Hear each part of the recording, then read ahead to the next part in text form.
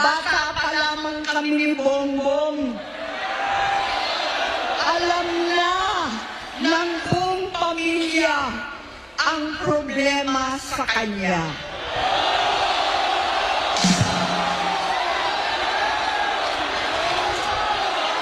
Sa totoo lang, mababasa naman ng lahat ang mga testimonya ng aking ama patungkol sa kanyang ugali at gawain.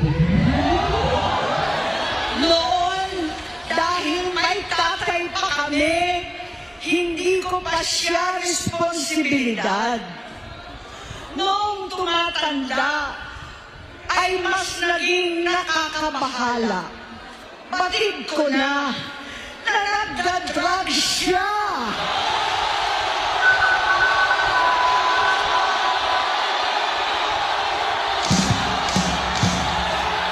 Nalaman ko at ng pamilya, nalaman ng pamilya, seryoso ito.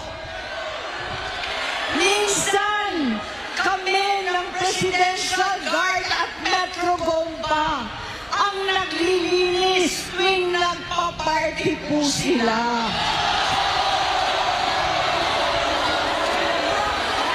Namuhay kaming magkakapatid sa ibang bansa. Kami-kami lang.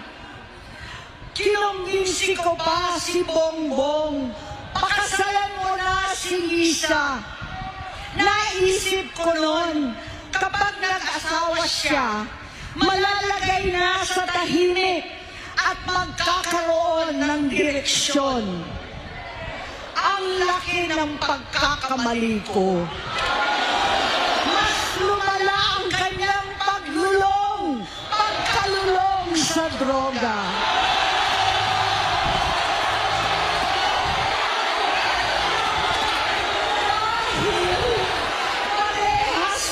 Silang